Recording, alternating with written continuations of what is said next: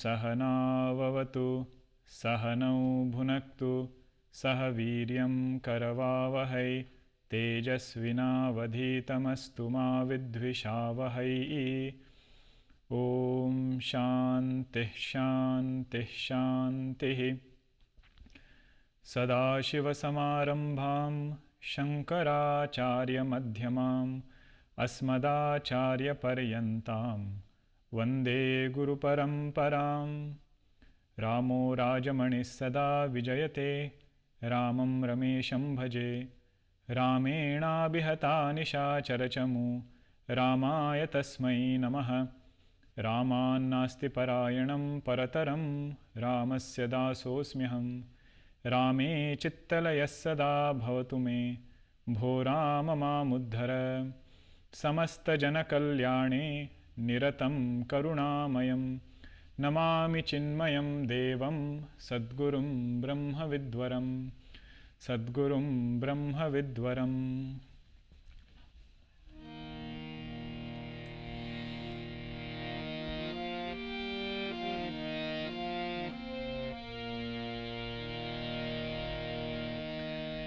जय दुर्गे दुर्गति परिहारिणी जय दुर्गे दुर्गति परिहारिणी शुम्भविदारिणी माता भवानी शुम्भविदारिणी माता भवानी। जय दुर्गे दुर्गति परिहारिणी जय दुर्गे दुर्गति परिहारिणी। आदिशक्ति परब्रह्म स्वरूपिणी आदिशक्ति परब्रह्म स्वरूपिणी जगजननी चहुबेद बखानी जगजननी चहुबेद बखानी। ब्रह्मा शिव हरि अर्चन कीन्हो ब्रह्मा शिव हरि अर्चन कीन्हो। ध्यान धरत सुर नर मुनि ज्ञानी ध्यान धरत सुर नर मुनि ज्ञानी। जय दुर्गे दुर्गति परिहारिणी अष्टभुजा कर खड्ग विराजे अष्टभुजा कर खड्ग विराजे। सिंह सवार सकल वरदानी सिंह सवार सकल वरदानी। ब्रह्मानंद शरण में आयो ब्रह्मानंद शरण में आयो। भव भय नाश करो महारानी भव भय नाश करो महारानी। जय दुर्गे दुर्गति परिहारिणी शुम्भविदारिणी माता भवानी। जय दुर्गे दुर्गति परिहारिणी जय दुर्गे दुर्गति परिहारिणी जय दुर्गे दुर्गति परिहारिणी। बोलिए दुर्गा माता की जय।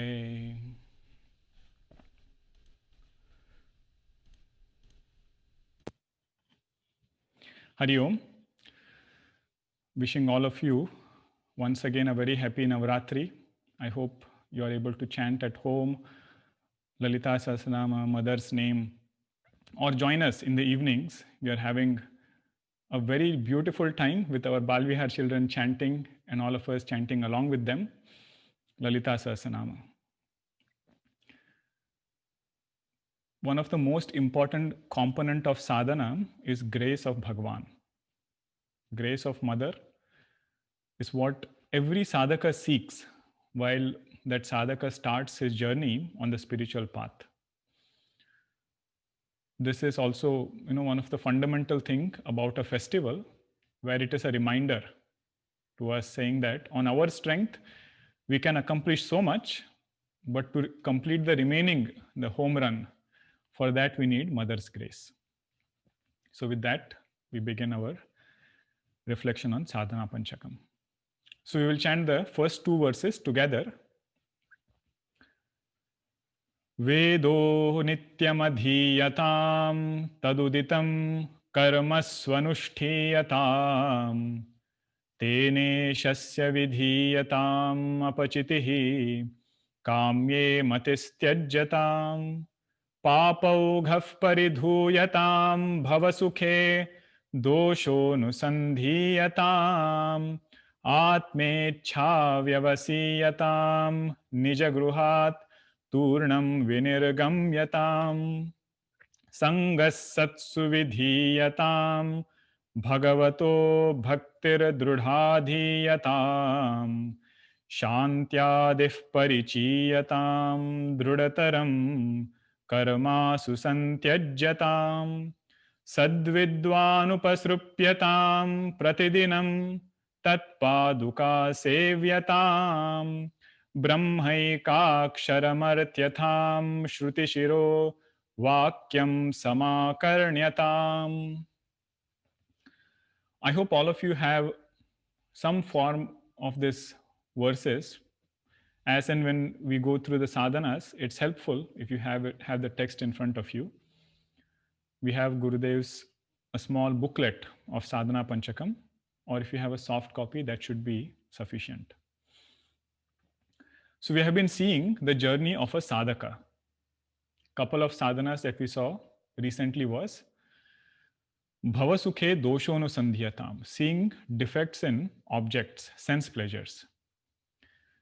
Recently I was reading Puja Gurudev's Bhajagovindam, Gurudev's commentary, and Gurudev uses one word which I felt summarized this particular sadhana very well. What does it mean to see defects in the world? Gurudev uses a word called as healthy introvertedness. Both are important words. He says it's not being pessimistic about the world, but being realistic so that we can have healthy introvertedness. So that sadhana we saw. Then came Atmecha Vyavasiyatam. Having seen the defects, strengthen this desire to know the real source of happiness. What is the nature of Atman and how I can abide in my own true nature as unconditioned happiness. That is called as Atmecha. In Vedantic terminology, it's called as Mumukshutvam, intense desire to know my true nature. Then we saw the sadhana Nijagruhat Turnam Vinirgamyatam, where we saw it was coming out of our comfort zone. Whatever our goal might be, there is always a safe zone that we like to be in. But if we have to move forward in life and reach closer to the goal, then it is said, come out of this comfort zone. If you take it from Adhyatmic standpoint, what this means is, Adhyatmic means spiritual standpoint, we should learn how to simplify our lifestyle. The minimum things we can keep around us, minimum things that we can be dependent on. The sentence itself seems contradictory. Minimum things that you are dependent on. But anyway, I hope it communicates the point. Means we should try to be more and more independent of objects around us. We will have a lighter mind. That is what this sadhana means. Nijagruhat turnam vinirgamyatam. Let us come out of our comfort zone. And having done that, if this seeker has intense desire to gain this Atma Vidya, the next sadhana Bhagwan gives is, don't waste your time trying to randomly figure out what is the nature of truth. So the sadhana there is, quickly hold on to two things. What are they? One is satsang, sanga satsu vidhiyatam, and second is strengthen devotion in Bhagwan. Bhagavato bhaktir drudhadhiyatam. Both these things follow right after giving up our familiar sources of support. Nijagruhat turnam vinirgamyatam was a familiar support that we gave up. Now it is said, hold on to these two so that we can go further. Sangha satsu vidhiyatam bhagavato bhaktir drudhadhiyatam. So we saw importance of satsang, that sadhana we saw last time, how it will make sure that our mind is focused towards the goal. Recently, I was speaking at one group, and their group is called Foswell. And I was wondering, what is Foswell? What is the acronym standing for? And I was pleasantly surprised to learn that it is called Friends of the Same Wavelength. So I said, this is exactly the definition of satsang. When you have a group of individual sadhakas who have the same goal, when they come together, they will help us move towards that goal, whatever that goal is. That's why last time we saw, if there is a goal as a startup for somebody, so that person needs that ambience, that person needs that group of people who will understand that person's concerns, who will understand the challenges, but at the same time, not put them down, but collectively move forward. This is what those tech hubs do. That is satsang for startup. But if somebody wants spiritual knowledge, somebody wants to inquire into nature of Bhagwan, there also we need a group of people who have similar wavelength, similar thoughts. And there will always, whenever we go to a satsang, there will be somebody whose teaching we will be studying. Like in our tradition, we follow Puja Gurudev's commentary, Bhagwan Shankaracharya ji. So they also will get introduced into our life. That is what satsang will do. Okay, so that was that sadhana, Sangaha Satsu Vidhiyatam. Then comes a very beautiful and important sadhana, Bhagavato Bhaktir Drudhadhiyatam. On the spiritual path, this is a support that a seeker should hold before moving forward. You see how beautiful the flow of sadhana is. Before going to Nirguna Ashraya, what is being held on to is Saguna Ashraya. Nirguna Ashraya means formless nature of Bhagwan. Before holding on to that, Bhagwan Shankaracharya is saying, hold on to Saguna Rupa. If Vedanta has come early, then it means we can develop this even later. If somebody gets introduced with Nirguna Rupa, it is said Saguna Rupa will naturally happen. If that person has understood Vedanta well, that person or sadhaka cannot help but be a devotee. Okay, devotion will be natural to a seeker of knowledge, if knowledge has taken place thoroughly. But conventional procedure or conventional process of evolution is, first comes devotion to Ekarupa Bhagwan. Some Ishtadevata we should have with whom we can connect. So what is the difference here? We just touched upon it when it was said Drudha Bhakti, and previously in the second line you see Tene Shasya Vidhiyatam, offering all actions to Bhagwan. There also it was said, have devotion to Bhagwan. Now also it is said, have devotion to Bhagwan. But what is the difference? Difference is the firmness that comes. Previous bhakti, we had classified it as Samanya Bhakti, which makes us do so many things, going to a temple, doing puja, worshipping Bhagwan. But it is just considered to be another ritual. An opinion about Bhagwan can change depending upon the result that we get. I have offered my karma, but sometimes what happens is, if I don't get the expected result, first person to be blamed is Bhagwan. Either some person or Bhagwan, either between both these. But we should know, God answers all our prayers, but sometimes the answer is no also. Drudha Bhakti is in understanding that this no answer or the answer no of Bhagwan is for my own well-being. I cannot see it yet. I don't know how this is good for me. But Drudha Bhakti will give this conviction that in the past I have seen so many things. Later on, I have realized it didn't come to me, it was for the good. That is, we should see in our own life, and Drudha Bhakti will give this kind of a conviction. Best example here is Nachiketa. When he was asked to go to Lord Death by his father, some misunderstanding took place. He casually kept pestering, his father, and the father, out of anger, just says, "I will give you to Lord Death." He keeps asking, "Whom will you give me to?" Nachiketa asks his father, and the father was busy with his work, and he just says, "I will give you to Lord Death."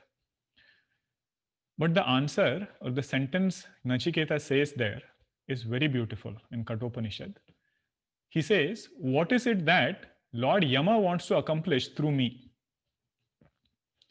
If it had been any ordinary person, that person would have said, "What kind of a father is this? I am trying to help him, and he is trying to scold me back and giving me such a boon." Not even a boon, a curse actually.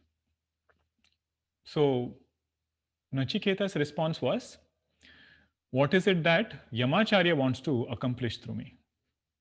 This is that Drudha Bhakti. Later on, you see in his response with Yamacharya how much faith he has in Vedas, in Bhagavan, in Karma Phala Data. Yamacharya asks him, "Do you want any gifts? Do you want wealth?" And he says, very nicely, he says, "I have seen you, and having seen you, do you think anybody will be deprived of these things? When I go back to the earthly plane, which means I'm going back for sure, and even when I go back, somebody who has had Bhagwan's darshan directly, why would that person crave for these things or be deprived of these things?" So, but main point is Drudha Bhakti, where things don't go well in our life. Go well means what? According to how we want. When it doesn't happen, this person's faith doesn't get shaken. That is called as Drudha Bhakti. And second point we had seen was Samanya Bhakti. There are many supports to accomplish anything in our life.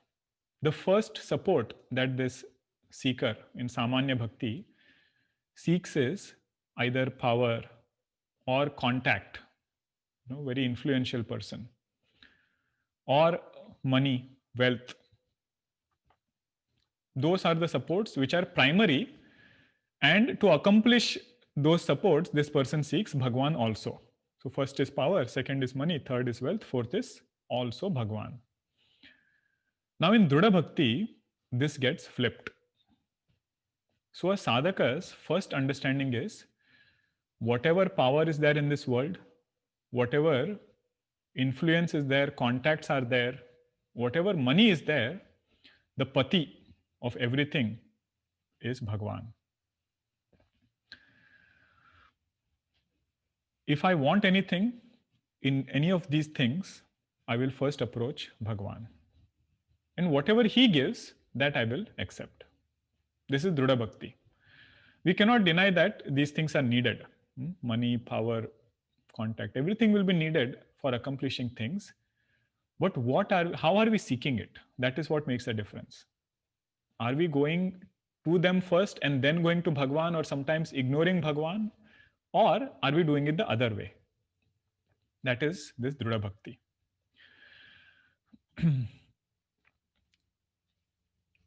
Now, on the spiritual path, this Drudha Bhakti is considered to be very, very important. This we had just touched upon last time, that whenever we go to some school, we know what is the outcome from that school. Like if I go to an engineering school, I know I will become an engineer when I come out. Means if I study engineering, I will become an engineer. If I study medicine, I become a doctor. Now somebody says, if you study Vedanta, what are you going to become? So initially everything looks very clear, but when we start walking this path full time, that is when we realize there is a lot of, some unclarity or some kind of haziness, because you will hear one thing from Shastra and another thing from the world. The Upanishads will say, I am Brahman, and world will tell me, how can you be Brahman? You see your vyavahara, how you have to live in this world. You need everything. You are so dependent. And here you are saying you are independent. You are the substratum of this creation. Now, these conflicts a sadhaka will have to resolve. And if a person doesn't have faith, then this, goal itself can be dropped. Thinking that, Upanishads are too confusing, they themselves have different type of statements, you don't know how to resolve it. So that is where Bhagwan's grace is very helpful for us to understand what is the import of Shastra, and also how we should live in this world. All of that will become very clear when we have this Dhrudha Bhakti. And familiar supports have gone away, right? How we saw Nijagruhat Turnam Vinirgamyatam, what was giving me joy before, those supports this sadhaka has stepped out of. At that point, we need another support which is not again of the world.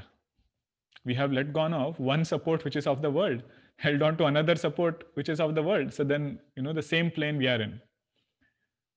So this support is a higher support. Best, simplest way to understand is we should have an Ishtadevata with whom we can have conversation and closeness with. Sometimes we feel having conversation with Bhagwan is conversing with our own mind. But we should know, conversing with Bhagwan means conversing with total mind. It's not some kind of, just a role play that we are doing. It is individual mind getting in tune with total mind. How do we get in tune with that? Simplest way is letting go of Raga Dvesha. Our Swamiji used to say, if we can let go of strong opinions, then we are in tune with Bhagwan. We can have opinions, but if we can let go of strong opinions, mind is lighter, you can have conversation with Bhagwan. That is what we call as pure mind. This is Bhagavato Bhaktir Drudhadhiyatam. Very simple sadhana, anybody can do anytime, no matter what our stage of life is, no matter what the condition of body is, just being devoted to Bhagwan. Other sadhanas we cannot do at certain times. If somebody says my sadhana is yoga, doing, if you are sick, for some reason, then that sadhana is not possible. You need to sit up and then do pranayama and Surya Namaskara. All of that becomes very difficult with certain bodily abilities. But bhakti is one sadhana which can be done anytime, no matter of the resources that are available to us. It's more of an internal connection with Bhagwan. So then, after these two bhaktis, after these two sadhanas are done, Shantyadi Parichiyatam. This is the sadhana which follows this. Having strengthened devotion and having done satsang, Bhagwan Shankaracharya ji says, now start gathering wealth. Wealth, I thought I should let go of wealth, gave up everything and came here, and now you're telling me I should gather wealth. He says, not outer wealth, inner wealth. Shantyadif Parichiyatam. Parichiyata means you gather it, cultivate it, gather it slowly. It won't happen suddenly. Just like, example is given in Tulsi Ramayana, a lake doesn't get filled all at once suddenly. Drop by drop, this lake is able to get filled up. In the same way, there are these inner qualities that we should cultivate. So these are wonderful sadhanas. Even for success in the world outside, these are very helpful. But even most importantly, they are helpful for a sadhaka wanting to gain unconditioned happiness. Outer wealth can give us comfort, right? We can have a nice bed, we can have a good car, a good house. That is good. Inner wealth will give contentment. That is what this will do. It will give inner prosperity, just like wealth outside will give outer prosperity. This is inner wealth, which will give inner prosperity.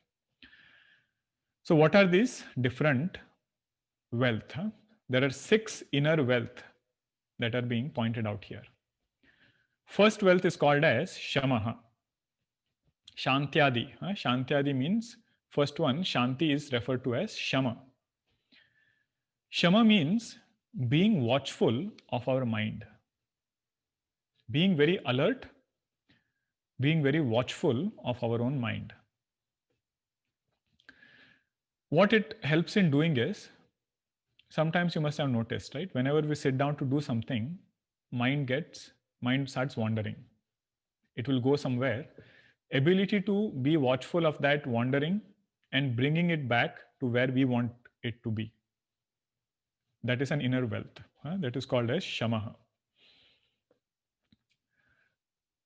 This, we will realize, is the secret or the bottom line of productivity. We sometimes wonder, we sit down to do something for 4 hours. But if we ask ourselves how productive we were in those 4 hours, that will be decided by how much I was able to keep my mind on that particular work. I started doing something, mind went somewhere, and then it went somewhere else, and then somewhere else. I might have sat down for 4 hours, but I realized the net productive output of that 4 hours is very little. That is this quality. How to get this quality of Shama? Bhagwan Shankaracharya only has given these solutions. He says, if we can see dosha darshanam, that is our antidote for bringing the mind back. Dosha darshanam we already saw, seeing the defect in that place where mind has gone. Virajya vishaya vratat dosha drushtya muhurmuhu. This is called as Shama. I had a goal and my mind went to some other goal. Now, if I'm able to bring my mind back based on educating the mind with the defects in where it has gone, then I'll be able to happily bring it back. Because this goal that I have is much more inspiring than where it has gone right now. This conversation we should have. Example, you can find your own. Okay. Think about what is my goal right now and where did mind go?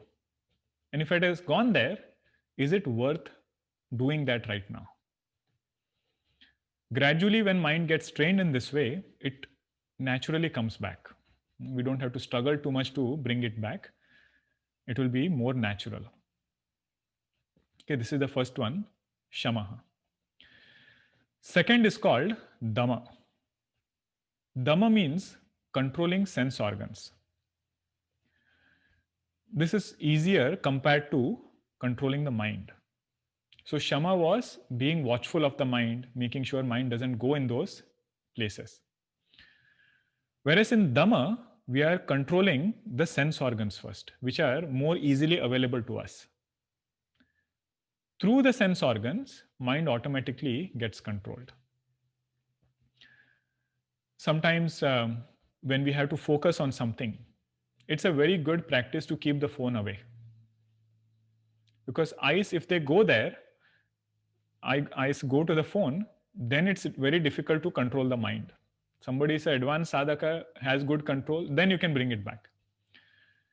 But if eyes go already, then mind also is gone. Before we know, before we have this dialogue and everything, mind has already been washed away. So then it is said, those vishayas, those objects where we know we have a weakness, those we should keep away.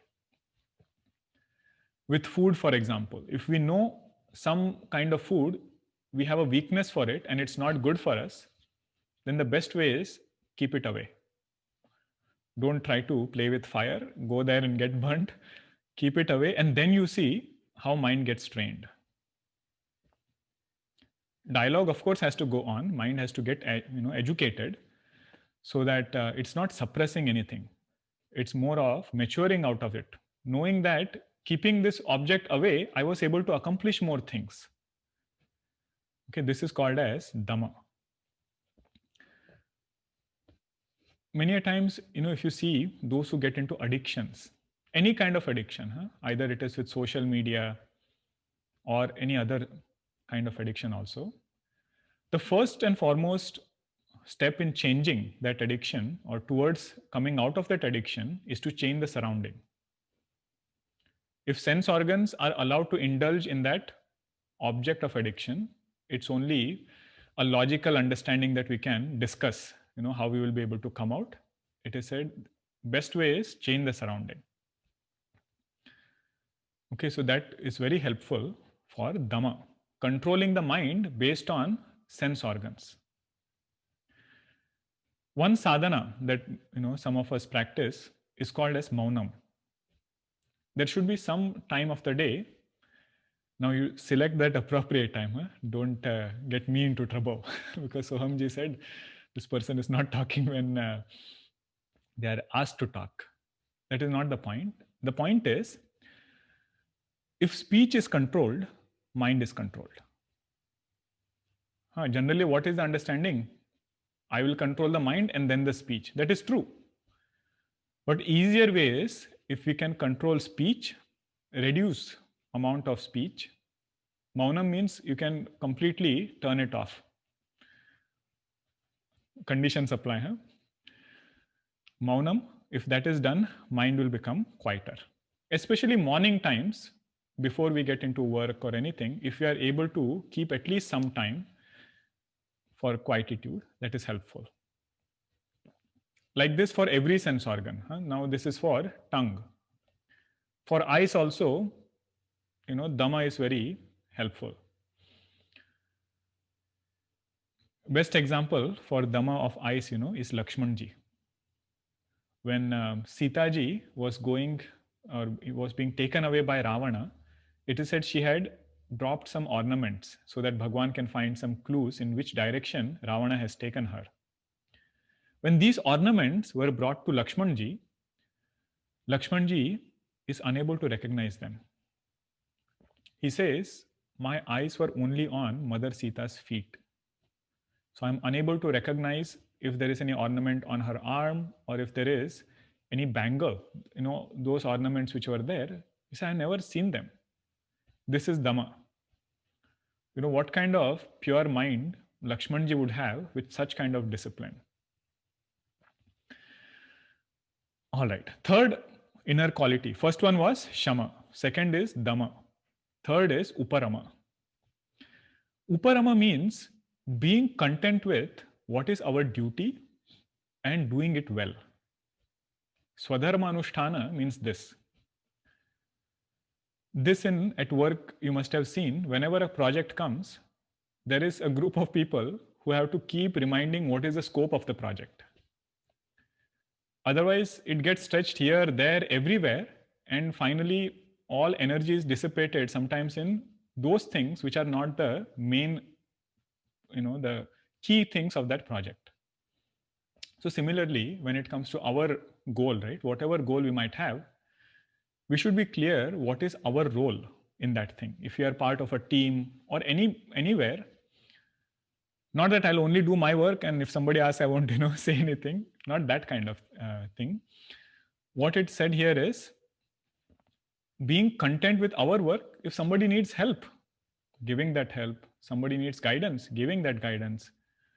But at the same time, being clear on what I should do and what I should not do. This example we had seen in Living Vedanta. If a brahmachari is very good in startup, but we should know what is our dharma.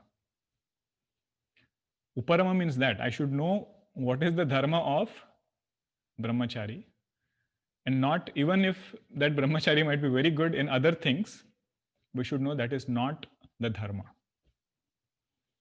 This is called as Uparama. Then we will have more energy, more time to have good quality product. We can focus more on our goal. That is this Uparama. Now remember, all these qualities are for whom? A sadhaka. Huh? Sadhaka who has to gain Brahma Vidya, Bhagwan Shankaracharya ji is saying, before you go there, these are the qualities that we should learn. So world is very good, in teaching us all these things. It's only a matter of learning. We saw 3 of them, Shama, Dama, Uparama. 4th one is called as Titiksha. Titiksha is that quality by which we can bear the pinpricks of life. Gurudev used to call this as we can bear the pinpricks of life. Bear it how? Grumbling, complaining. No, not in that way. Bearing all these things without anxiety and without complaint. Chinta vilapa rahitam. Chinta means worry and anxiety. Vilapa means complaint. Going through pinpricks without having these two, without having anxiety and without having complaint, that is called as Titiksha. And Bhagwan says in Gita, such a person will be able to reach home. Final destination of knowing this Amrutattva, person who has Titiksha, that person will be able to accomplish. Titiksha is at different levels. Sometimes it is at bodily level. Something has hurt. There is an incident I had read in Gurudev's life where he was going to walk on the stage, where he was going to address on the Vyaspeeth. And those days, the stage used to be built. They were not a permanent stage. There used to be a big ground and a stage used to be constructed. So it was a wooden stage with all these nails and everything hit. And for some reason, one nail had come up. So he kept his feet there. He completed the entire lecture. Nobody could even guess, what was going on. And generally the process was that Gurudev would get up first and then all the devotees would get up. But this time he said, all of you go. Then, then he called an organizer, go to see, because he was bleeding so profusely, his leg had gotten stuck to the Vyaspeeth. For that entire hour, that speech he gave, nobody could even make out that, something would have been of this kind to Gurudev. So that was this, Mahatmas teach us what is Titiksha, we can learn from them. Titiksha, one is at physical level, some physical pain, but also at mental level. If some experience is there, some, thing which is not very conducive, somebody said something happened. Titiksha is being able to go through that. On what strength? Even this will pass away. That is Titiksha. At mental level, bearing through any pinpricks. On the strength that even this will pass away. Agama payino anityaha tam Titikshasva bharata. They have come, they will also go. That is why forbear. Okay, that is the advice given by Bhagwan Krishna. Then comes Shraddha. This is the 5th one, inner wealth. Shraddha is having faith, having this understanding or having this faith in the goal that we have set for ourselves. Having faith in the path towards that goal and having faith in ourselves who are going to walk that path. All 3 are important. If we lose faith in the goal, then no motivation to walk, because I don't know if I will get that or not. Whether it is there or not, I don't know. Especially on the spiritual path, it becomes very important because the goal is not something that can be seen through eyes. Drugeva natu drishyate. It is not seen through our physical eyes. And if we go on this insistence that I will believe only what I see, then we close ourselves of a great hall of fame where we could have entered. That door we only have locked ourselves. So that is why it is said, faith will open a doorway into inquiry. And Upanishads themselves don't want us to stay at the level of faith. Once we walk this path, that same Upanishad will make that faith into conviction. First, I thought, maybe there is a God. Conviction is there is nothing but God. Chaitanya, consciousness, we were searching for it. A stage will come where we say there is nothing but consciousness. This is called as Shraddha. Our day-to-day life, we live so much based on Shraddha. When we enter a building, we never go and check, the contractor's credentials and everything. We have faith that person who has checked it would have done a good job. We don't even think about it, we directly enter. Taking a flight also, we never go and question, the pilot, the credentials that he has, whether he knows to fly or not. We have faith that person who has done it has done a good job. On that faith only we enter. So what happens is, if this faith is not there, this person will always be samshayatma. He'll always have doubts, and neither will the doubts get resolved, but his sorrow which is there, that will still remain. Ignorance will still remain, and doubts are also not resolved. So faith will open a door for us to walk ahead. Okay, that is called as Shraddha. This we saw in Tulsi Ramayana also. Shraddha Vishwasa Rupino. We saw what is Shraddha, what is Vishwasa. But we should see it more in ourselves. Do we have faith in ourselves towards our goal? Do we have faith on the path, studying Vedanta? If goal is Brahma Vidya, studying Vedanta is the means. If I still have doubts, right, how will studying get me realization? Get me to know the nature of happiness? Then we should think more. Last one is called as Samadhana. Samadhana means being able to bring our mind back spontaneously in where we want it to be. Spontaneously, if we can bring, not by force. Shama was with some kind of force. We had to bring the mind. The first sadhana that we saw, being aware of the mind, dosha drushti, seeing defects in that object and then bringing it back. Samadhana is bringing it back effortlessly. And I can keep that mind wherever I want for however long I want. That is called as Samadhana. Somebody asks, okay, you said all these things, 6 things you said about sadhana or inner wealth. Where will I find these things? Where should I go to learn it now? Bhagwan is wonderful. He has made this universe as a university. We don't have to go anywhere. We just have to see around. People around us will teach us many things. All those qualities that we want to learn, we can learn it from people around us. From nature we can learn.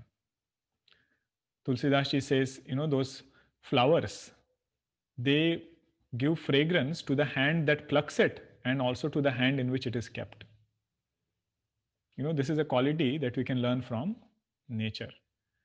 Sandalwood tree, you cut that sandalwood tree, it gives fragrance to that axe which has cut it. Titiksha, we don't have to go anywhere else. But I feel most important part of our learning happens through observing people around us. There are so many qualities we learn in that way. And gradually and slowly it comes. Or we are on the path of collecting these things. Good news is, all these are there in us in some measure. It is not that we are completely devoid of these qualities. Only thing is, it might be directed somewhere else right now. Might be directed towards a worldly goal. That goal, if it can be our own self, trying to know what is our true nature, then all these will find a greater meaning. All the qualities that we are having. Okay, so we'll pause here. And we have few announcements, so please stay back. and then we'll take few questions. There's some very interesting questions today. We'll take them. Thank you, Jignesh Bhai. So the first question here is related to Sangha Satsu Vidhiyatam. Can you please clarify the confusion between dependence and support? If desire for happiness should be such that it doesn't depend on anything else, how do we make sure that satsang, which you describe as a tool for mind to increase our faith in Bhagwan, does not become a source of dependence in understanding the happiness which is within ourselves? For example, people can derive joy from attending satsang, which itself becomes, is that a support or is it a dependence? Also, when sadhakas rely on satsang as an additional tool of support instead of Bhagwan alone as our support of understanding, does it make samanya bhakti? Does it make it samanya bhakti or a process towards drudha bhakti? Okay. So basically the question is, satsang is also another dependence, right? We are saying that we want independent source of happiness, and then we derive happiness out of attending many satsangs. I have on Monday, Tuesday, Wednesday, I have two. And then on weekends, I have 3. So is that also becoming another kind of dependence? That is true. It is kind of dependence, but it is sattvic source of sukham. We are getting dependent on it only to become independent. Meaning what? The process of attending the satsang is not very important. What is important is, what did I gather out of that satsang? What is it that is being spoken there? That, if it creates a clear knowledge, this whole effort that we are doing, right, is only one. It is prama utpatti. Prama means what? Clear knowledge. If that takes place, then the purpose is fulfilled. So both will bind. Pleasure also will bind, and something like satsang will also bind. It binds in many ways actually. Those of you who are attending morning class, you have to wake up at 6:30 and then log in. That is also one kind of a bondage. But what is it doing? That bondage, which as though looks like a bondage, is taking us towards our own inner self. So that is how satsang will start with this kind of dependency, but it will ultimately lead us towards independent happiness. What becomes more important is again the content of the satsang. That is why it is important that we dwell only on Shastra. So many things we can discuss. But if you want independent happiness, we should discuss that topic which will lead us towards independent happiness. But even if we are deriving joy out of satsang, it is superior kind. We should think of it this way, okay? What is the definition of superior happiness? Superior happiness is that which lasts longer. There are some types of happinesses, I don't know if that's a word, there are some types of happiness which come as a flash, but they also go very quickly. But there are some statements that we hear in Sadhana Panchakam or somewhere, which helps us so much when we have to deal with situations, or even knowing ourselves to be of the nature of happiness. That joy is sustained even when I'm outside of satsang. That is, this point we should note. Although satsang I'm deriving joy, but the joy understanding that I have gained out of it is sustained even outside. It should be sustained even outside. Okay, that is why it is not binding as such. And purpose of Shastra is never to bind us. They might initially keep telling us that, come to satsang, attend satsang and everything. But the goal is not only to bring people. The goal is to make them free and stand up on their own strength when they need it. Later, what happens is we start not depending on satsang, but reveling in satsang. If something has become clear, you can still go and enjoy. Like this, Bhagwan's kathas, how many times we have heard Ramayanam, but every time we hear it, something new we get, something new, some new joy comes out of it. So that is also there. Initially, it will be a source of dependence, but a stage should come when I have owned up the knowledge, it becomes just a reveling. The satsang also becomes that. And second part of this question, what I understood was, instead of having Bhagwan as our support, are we seeking support from satsang now?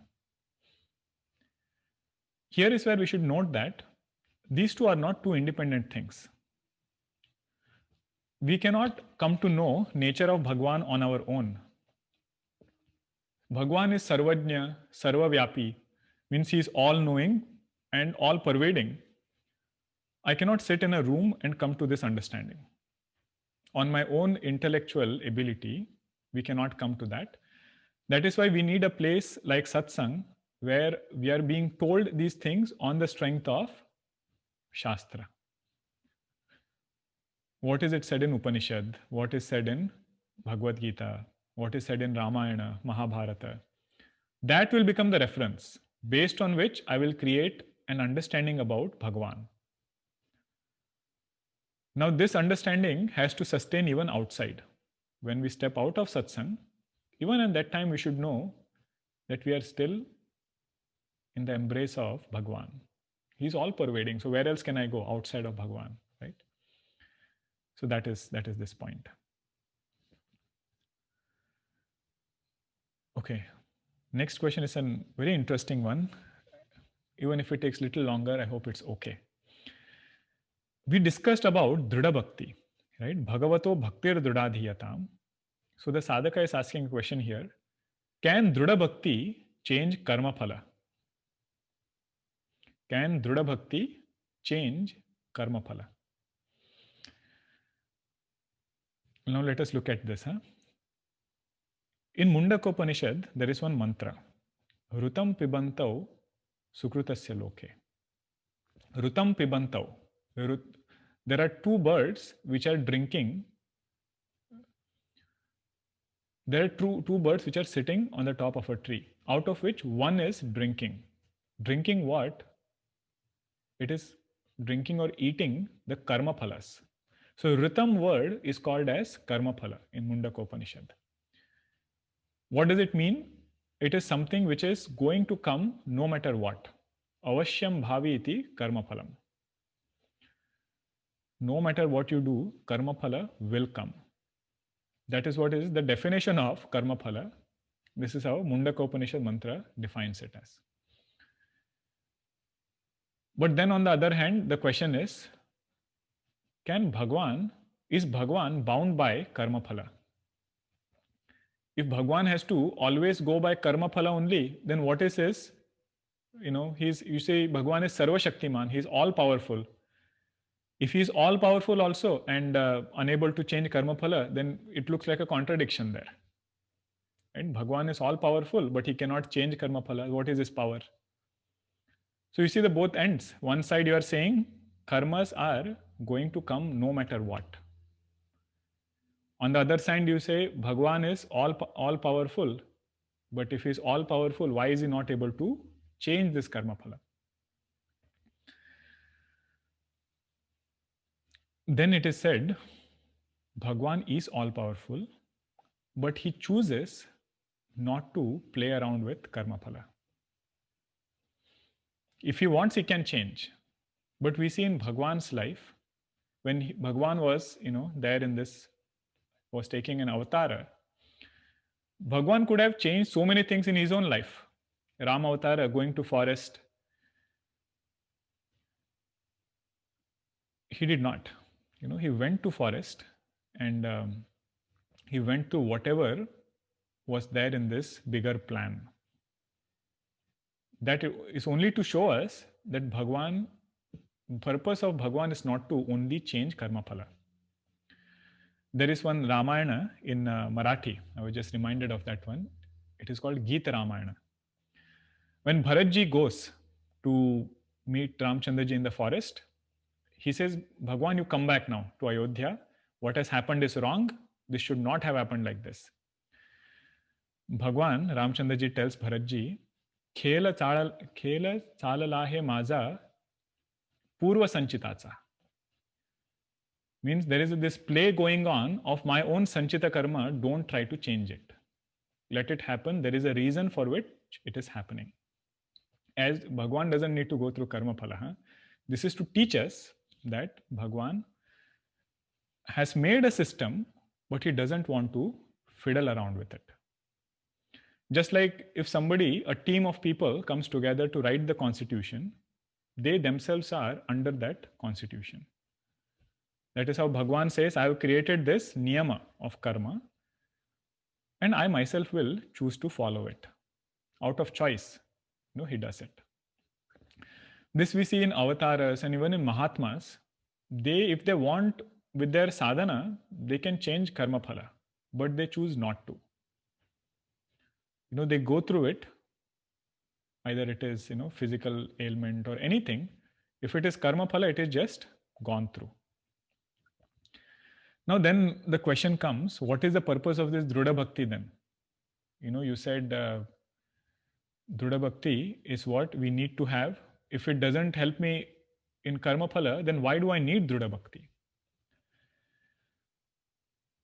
So it is said, Drudha Bhakti, what it can do is, it can alter the time at which karma phalas are supposed to hit us. That time, it can be altered. The timing of that karma phala, it can be altered. This is the reason why we chant 3 Shantis, right? At the end of our Shanti part, we say Shanti, Shanti, Shanti. Means 3 obstacles that can come. Obstacles are what? Karma phala only. Either it is from within, from outside. Anywhere, if an obstacle has to come, the prayer is, Bhagwan, at least for this time, when I need my full attention, let that be kept aside. Second reason is, or second way to understand what is the role of Drudha Bhakti. Why are we seeking change in karma phala? That is the question here. If it's a good karma phala, we don't seek, it should be changed. If I'm going to get happiness or if I'm going to get some good things in life, we say that karma phala need not be fiddled around with. The question only comes with those karma phalas that are going to give sorrow. This is where bhakti can help. Bhakti will make sure, Drudha Bhakti will make sure, in spite of karma phala being there, the mind will not be touched by that sorrow.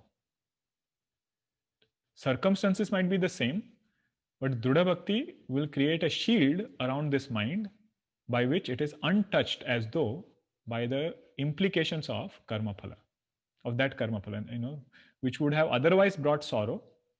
This sadhaka will have that strength to bear through those things. I'd heard one Swamiji tell that he had gone to visit one Amma. She was very old, in her 90s, almost lying on her deathbed, very ill. And Swamiji had gone there to meet that Amma. And Swamiji inquired, how is your health and what is, how are you feeling?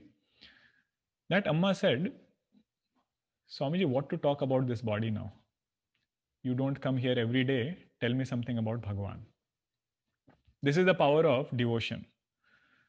Drudha Bhakti, if it is there, same circumstances, somebody without that kind of perspective would have complained so much, why me? Or have, put that blame on somebody that, this is not going well in life, this is not happening good. But with this power of bhakti, that sadhaka is able to go through it, joyfully and cheerfully. The world might think there is so much pain, but this sadhaka is saying, I'm good. I am reveling in my company with Bhagavan. So that is what Drudha Bhakti does. It doesn't change karma phala directly like that. Bhagavan himself doesn't want a sadhaka to have that as the goal. But Bhagavan has his own way of protecting those who seek his help. Okay, so there are a couple of more, but we will see next time. And I see there are some here also.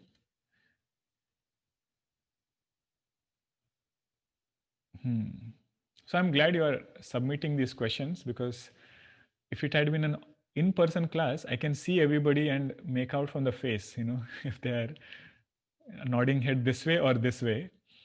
But with videos on and this webinar format, these questions are the only way where I can get some feedback on if there is any concept that is not clear, if I went through fast in any portion. So please feel free to send it in to that form. I will either reply directly to you via email, or we can take those questions over here, which can help a bigger group. Okay, so we'll conclude now. Om Purnamadah Purnamidam Purnat Purnamudachyate Purnasya Purnamadaya Purnameva Vashishyate. Om Shanti Shanti Shanti. Hari Om Shri Gurubhyo Namaha. Hari Om. Hari Om everyone.